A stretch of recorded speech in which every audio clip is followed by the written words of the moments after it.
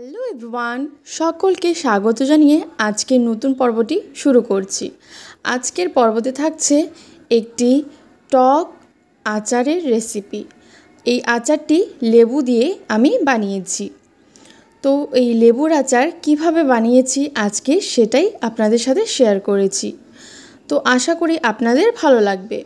একদম রোদে দেওয়ার কোনো ঝামেলা ছাড়াই এই লেবুর আচারটি আপনারা অনেক দিন পর্যন্ত সংগ্রহ করে রেখে খেতে পারবেন। তো লেবুর আচার বানানোর জন্য আগে প্রথমেই লাগবে এখানে লেবু। আর এখানে লেবুর বাগানে চলে এসেছি লেবু নিতে। দেখতেই পাচ্ছেন কত লেবু হয়েছে আমাদের বাগানে। বাগান থেকে এবার কয়েকটা লেবু তুলে নিচ্ছি। ঠিক যতটা আপনারা লেবুর আচার বানাবেন ঠিক ততটা পরিমাণেই লেবু নেবেন। মোটামুটি আমি এখানে যতটা লেবু নিয়েছি ব্যাস হয়ে যাবে। লেবুগুলোকে এবার জল দিয়ে ভালো করে ধুয়ে নিচ্ছি। লেবুগুলো ভালো করে ধোয়া হয়ে গেছে। এবার একটা সুতি কাপড়ের মধ্যে লেবুগুলোকে মুছে নিচ্ছি। যে কোনো আচারের ক্ষেত্রে আপনারা জলটা শুকিয়েই নেবেন, কারণ আচারের ক্ষেত্রে জল যদি কিছুটা থাকে তাহলে কিন্তু আচার খুব তাড়াতাড়ি নষ্ট হয়ে যাওয়ার সম্ভাবনাটা থাকে। লেবুর আচার বানানোর জন্য এখানে কিছুটা লেবু নিয়েছি। এবার সব লেবুগুলোকে এক মাপের করে কেটে নিচ্ছি। আর অতি অবশ্যই এখানে কিন্তু লেবুর মাঝখানে যে সাদা অংশটা থাকে সেটা কিন্তু ফেলে দেবেন।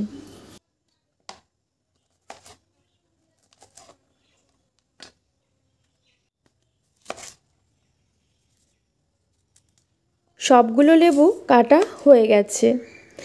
এবার লেবুর মধ্যে যে বীজ আছে সেগুলোকে ফেলে দিচ্ছি।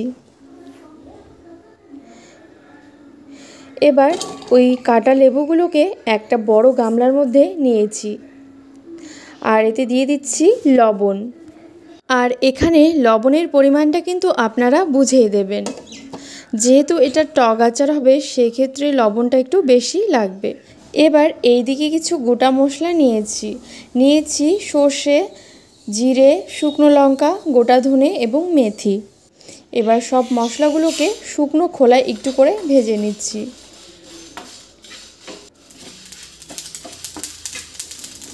মশলাগুলো ভাজা হয়ে গেছে। এবার সেগুলোকে নামিয়ে ঠান্ডা করে একটা মিক্সিং জারের মধ্যে দিয়ে মশলাগুলোকে শুকনো অবস্থায় গুঁড়ো করে নিচ্ছি।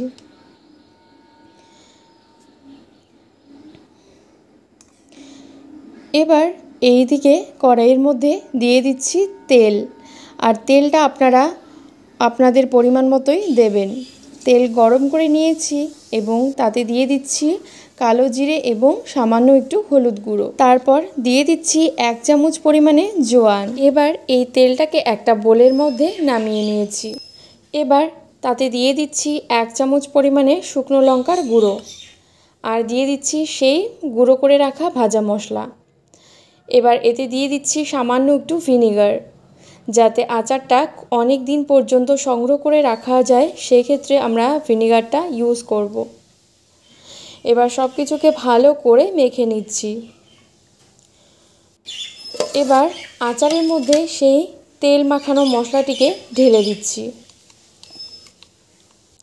এবার সব কিছুকে ভালো করে আবারও মিশিয়ে নিচ্ছি।